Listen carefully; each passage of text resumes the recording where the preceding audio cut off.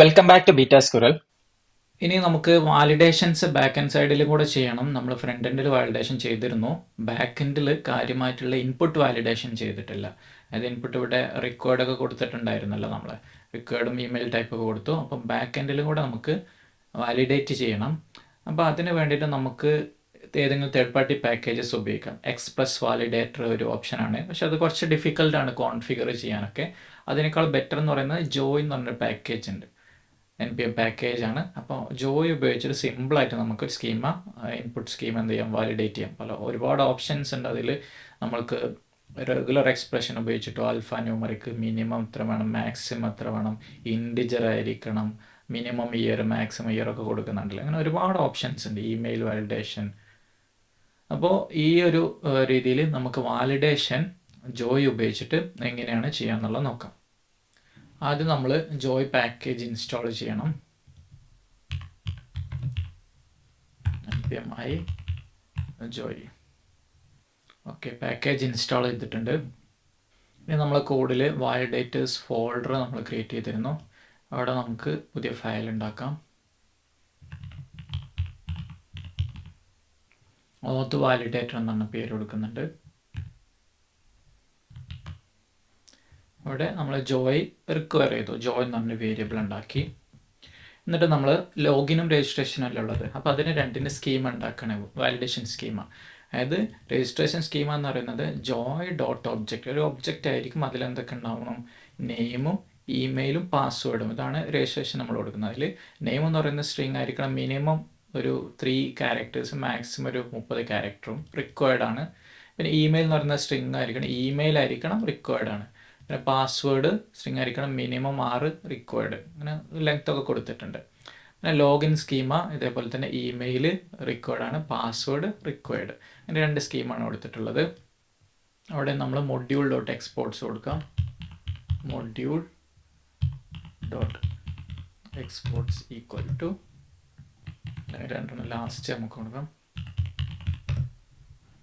നമുക്ക് 2 എക്സ്പോർട്ട് ചെയ്യാം. Module dot exports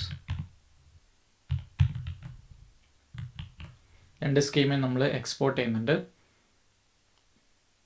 ഇനി അത് ഇൻഡെക്സിൽ കൂടെ ആഡ് ചെയ്യാം. നമ്മൾ സർവീസൊക്കെ ആഡ് ചെയ്ത പോലെ തന്നെ നമുക്ക് സർവീസിൽ നമ്മൾ എന്തായിരുന്നു, ഒറ്റൊരു വേരിയബിളാണ് എടുത്തത്. ഇവിടെ പക്ഷെ നമുക്ക് 2 എണ്ണം ഉണ്ട്. റിക്വയർ ഓത്ത്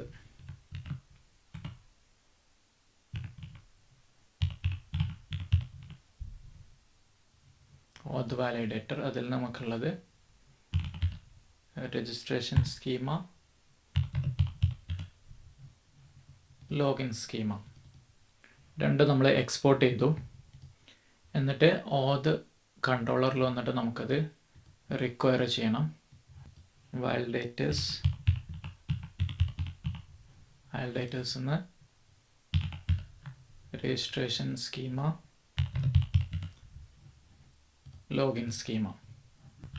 അതിനുശേഷം രജിസ്ട്രേഷനിൽ ആദ്യം നമ്മൾ വേരിയബിൾ എടുത്തതിന് ശേഷം ട്രൈ ബ്ലോക്കിൻ്റെ മുമ്പായിട്ട് നമ്മൾ എന്ത് ചെയ്യും, വാലിഡേറ്റ് ചെയ്യും. രജിസ്ട്രേഷൻ സ്കീമ ഡോട്ട് വാലിഡേറ്റ്, അതിലേക്ക് നമുക്ക് റിക്വസ്റ്റ് ബോഡി പാസ് ചെയ്ത് കൊടുക്കാം.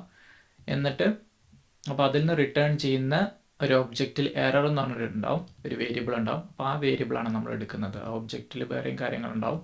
അപ്പോൾ അതിൽ നിന്ന് എറർ മാത്രം എടുത്തു. ഒരു എറർ ഉണ്ടോ എന്ന് ചെക്ക് ചെയ്യണം. എറർ ഉണ്ടെങ്കിൽ return response dot status 400 render എന്താണ്, രജിസ്ട്രേഷൻ സ്ക്രീൻ തന്നെ റെൻഡർ ചെയ്യാം. എന്നാൽ ടൈറ്റിൽ രജിസ്ട്രേഷൻ, ടൈറ്റിൽ വേരിയബിൾ നമ്മൾ കൊടുക്കണമല്ലോ. പിന്നെ എററിൽ error dot details of 0 dot message. അതായത് ഈ എറർ എന്ന് പറയുന്നത് നമുക്ക് എററിൽ ഡീറ്റെയിൽസ് എന്ന് പറഞ്ഞിട്ടുള്ള ഒരു അറേ കിട്ടും. അതായത് 2 ഫീൽഡും എറർ ഉണ്ടെങ്കിൽ 2 എറർ ഒരേ സമയം കിട്ടും. പക്ഷെ നമ്മൾ UI കോഡിൽ നമ്മൾ ഒന്ന് മാത്രമേ ഹാൻഡിൽ ചെയ്യുന്നുള്ളൂ ഒരേ സമയം. അപ്പോൾ നമ്മൾ ആദ്യത്തെ എറർ മാത്രം കാണിക്കും. അതിനാണ് error dot details of 0 dot message. നമുക്ക് ഈ ഒരു എറർ എന്താണെന്നുള്ളത് കൺസോൾ ലോഗ് ചെയ്ത് നോക്കാം. അവിടെ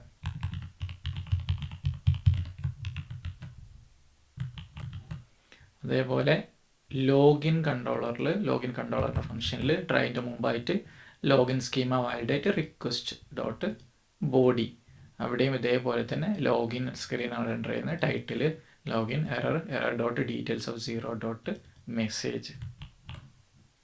ലോഗിൻ സ്ക്രീനിൽ വന്നു. ഇവിടെ നമ്മൾ ഇൻസ്പെക്ട് ചെയ്തിട്ട് ഈ റിക്വയർഡ് എന്ന് പറഞ്ഞിട്ടുള്ള ആ ഒരു ആട്രിബ്യൂട്ട് കളഞ്ഞു. ഡാറ്റ ക്ലിയർ ചെയ്തു. പാസ്വേഡ് കൂടെ ക്ലിയർ ചെയ്തു. എന്നിട്ട് ലോഗിൻ ക്ലിക്ക് ചെയ്തു. അപ്പോൾ എറർ വന്നുണ്ടോ, email is not allowed to be empty. നമ്മൾ കൺസോളൂടെ ചെക്ക് ചെയ്യാം. നമ്മൾ കൺസോള് കൊടുത്തിട്ടുള്ളത് ലോഗിൻ എറർ. ഓക്കെ, ലോഗിനിൽ നമ്മൾ കൺസോൾ ചെയ്തിട്ടില്ല. Console dot log error. വീണ്ടും ആ പേജ് റെൻഡർ ചെയ്തപ്പോൾ നമ്മൾ കൊടുത്തത് വീണ്ടും പോകും. കാരണം പുതിയതായിട്ട് റെൻഡർ ചെയ്യുന്നല്ല, ആട്രിബ്യൂട്ട് നമ്മൾ ക്ലിയർ ചെയ്തത് ക്ലീൻ ആയിട്ടുണ്ടാവും. ഒന്നുകൂടെ ക്ലിയർ ചെയ്യണം ഇൻസ്പെക്ട് ചെയ്തിട്ട്. ലോഗിൻ കൊടുത്തു, എറർ വന്നിട്ടുണ്ട്. ഇനി കൺസോൾ നോക്കി കഴിഞ്ഞാൽ നിങ്ങൾക്ക് ആ എറർ എന്താണെന്നുള്ള ഇവിടെ കാണാം. എറർ വാലിഡേഷൻ എറർ എന്താണ്, അതിൻ്റെ ഒരു കീയും അതിൻ്റെ ഡീറ്റെയിൽസ് ഉണ്ട്. ഡീറ്റെയിൽസ് എന്ന് പറഞ്ഞാൽ അതിൽ ഡീറ്റെയിൽസ് എന്ന് പറഞ്ഞൊരു ഒബ്ജക്റ്റ് ഉണ്ട്, അറേ ഉണ്ട്. ഒരു അറേയാണ്. അതിൽ മെസ്സേജ് പാത്ത് ടൈപ്പ് കണ്ടെക്സ്റ്റ് എന്നൊക്കെ പറയുന്നത്. പാത്ത് എന്ന് പറയുന്നത് ആ ഒരു ഫീൽഡിൻ്റെ പാത്താണ് പാത്ത് എന്ന് പറഞ്ഞത്. അപ്പോൾ മെസ്സേജ് ഉണ്ട്, email is not allowed to be empty. അതാണ് നമുക്ക് വേണ്ടത്. ഒരേ സമയം ഒന്നിലധികം മെസ്സേജുകൾ ഉണ്ടാവും. പാസ്വേഡിൻ്റെ, കാരണം പാസ്വേഡ് ഇവിടെ ഫീൽഡ് ഇവിടെ വന്നിട്ടുണ്ട്. ഒറിജിനൽസ് എന്തൊക്കെയാണ് ഫീൽഡ് എന്നുള്ളത് വന്നിട്ടുണ്ട്. നമ്മൾ ഇമെയിലിൽ കൊടുത്തിട്ടുള്ള വാലിഡേഷൻ ഒന്നുകൂടെ നോക്കാം. Email required, password string required, min6 ഇവിടെയും കൂടെ കൊടുക്കാം, ലോഗിനിൽ കൂടെ കൊടുക്കാം. എന്നിട്ട് ഒന്നുകൂടെ നമുക്ക് ഇൻസ്പെക്ട് ചെയ്യാം. അപ്പോൾ നമുക്ക് എറർ വന്നിട്ടുണ്ട്. ഇങ്ങനെയാണ് വാലിഡേഷൻസ് ചെയ്യുന്നത്. ഇനി രജിസ്ട്രേഷൻ സ്ക്രീനിൽ കൂടെ നോക്കാം. രജിസ്റ്റർ ക്ലിക്ക് ചെയ്തപ്പോൾ name length must be at least 3 characters long എന്ന് വന്നിട്ടുണ്ട്.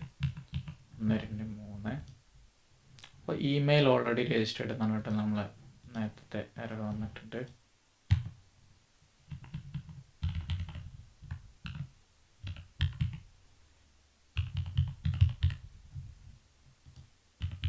Password length must be at least 6 characters long എന്ന് പറഞ്ഞിട്ടുള്ള എറർ വന്നിട്ടുണ്ട്. അപ്പോൾ നമ്മൾ കൊടുത്ത എറേഴ്സൊക്കെ പ്രോപ്പറായിട്ട് തന്നെ നമുക്ക് വാലിഡേറ്റ് ചെയ്ത് കിട്ടുന്നുണ്ട്.